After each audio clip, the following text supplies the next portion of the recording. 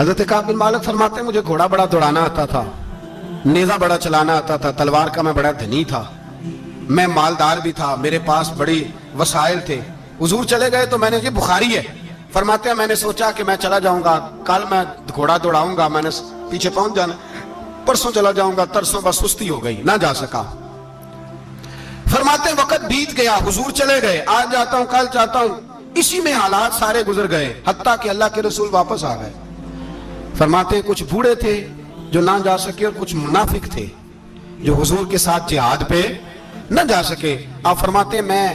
جوان بھی تھا، تیر انداز بھی تھا، اور دنیا عرب سارا جانتا تھا کہ مالدار بھی ہے، اللہ تعالیٰ کی دی ہوئی بڑی نعمتیں تھے، میں نہ گیا اور ہو غلطی گئی، سستی گئی۔ فرماتے ہیں حضور مدینے میں آئے، جب مسجد نبی میں بیٹھے تو منافق آ کے بہانے کرنے لگے،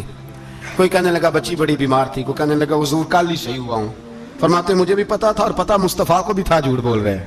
حضور کو پتا تھا، پر وہ بہانے کرتے، حضور قبول کرتے، میں چلو جاؤ۔ کہا فرماتے ہیں ایک منٹ کے لیے مجھے بھی وسوسہ آیا کہ کوئی بہانہ نہ کر دوں، لیکن پھر میں نے سوچا بہانہ کس کے سامنے کروں جسے اللہ تبارک و تعالیٰ نے نبوت کی آنکھ عطا فرمائی ہوئی ہے، اس محبوب کے سامنے بہانہ۔ اس خیال آیا مسلمان نیک و بد پہچان جاتے ہیں، محمد آدمی کے دل کی باتیں جان جاتے ہیں، کدھر بہانہ کروں، حضور کو تو سارا پتا ہے۔ فرماتے میں گیا، حضور نے پوچھا کیوں نہیں آئے،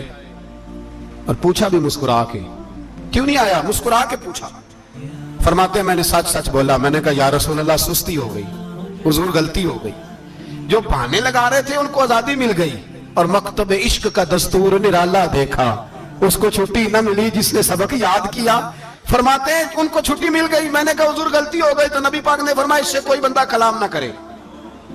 خبردار میرے ساتھ بھی گفتگو نہ کرنا۔ حضرت کعب بن مالک فرماتے ہیں میرا چچا زاد بھائی، خالہ زاد بھائی سارے رہتے تھے، میں کسی کو سلام لیتا تو کوئی جواب بھی نہیں دیتا تھا۔ فرماتے ہیں میں مسجد میں نماز پڑھنے آتا، پر صحابہ کرام کو حضور نے منع کر دیا تو مدینے کی گلیاں بھی ناآشنا ہو گئی۔ فرماتے ہیں مجھے یوں لگتا تھا کہ مدینے کے در و دیوار بھی مجھ سے کلام نہیں کرتے، میں وہاں دعا منگیا کرو سنگیو کتے مرشد نہ رس جاوے، اے جنہاں دے پیر رس جان دے او جیوندے ہی مرے رہن دے۔ کہا اس طرح لگا کہ جیسے حالات بگڑ گئے سارے میرے حق میں۔ آپ فرماتے ہیں میں مسجد میں آ کے بیٹھتا تو جب مجھے پتا تھا، میں جب آنکھیں ادھر کرتا تو حضور مجھے دیکھتے، اور جب میں نبی پاک کو دیکھتا تو حضور چہرہ پھیر لیتے۔ بول پڑے خواجہ غلام فرید صاحب، کہنے لگے میں ویکھاں تے میرا یار نہ ویکھے، جے میں نہ ویکھاں تے او ویکھے، ایڈے نصیب کتھوں تتڑی دے او میرے وچ ویکھن دے ویکھے، غلام فریدا او بوے یار دے مریے پاویں ویکھے یا نہ ویکھے۔ آپ فرماتے ہیں میں سید عالم صلی اللہ علیہ وسلم کو دیکھتا تو حضور رخ انور پھیر لیتے۔ حضرت کعب بن مالک رضی اللہ تعالیٰ عنہ فرماتے ہیں کہ حضور کا حکم آیا کہ بیوی کو علیحدہ کر دو، بار پہلے کوئی نہیں بات کرتا، اب کہا بیوی کو علیحدہ کر دو،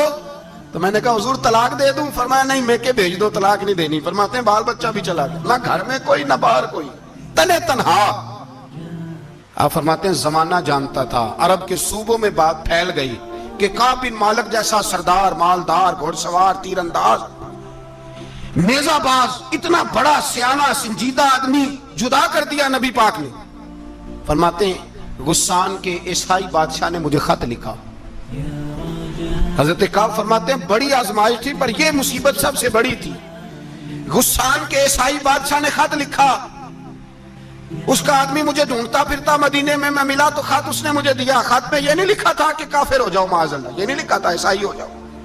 اس نے خط میں لکھا کہ کعب ہم نے سنا ہے تمہارے نبی نے تمہیں چھوڑ دیا، ناراض ہو گئے، تم تو اس قابل تھے کہ صوبے کے گورنر بنائے جاتے، تم تو بڑے عہدے کے قابل تھے، تمہاری تو شہرت ہے سارے علاقوں میں، تم آ جاؤ ہمارے پاس، ہم تمہیں بہت بڑا عہدہ دے دیں گے۔ حضرت کعب بن مالک فرماتے ہیں اب میری چیخیں نکلی، اب میں تڑپ کے رویا، میں نے وہ اس کا خط پکڑا اور جلتے ہوئے تنور میں ڈالا، اور مسجد نبوی میں سر سجدے میں رکھ کے میں نے کہا اے اللہ میرا ایمان اتنا ہی مشکوک ہو گیا ہے کہ کافر کہتے ہیں میں ان کے ساتھ مل جاؤں گا،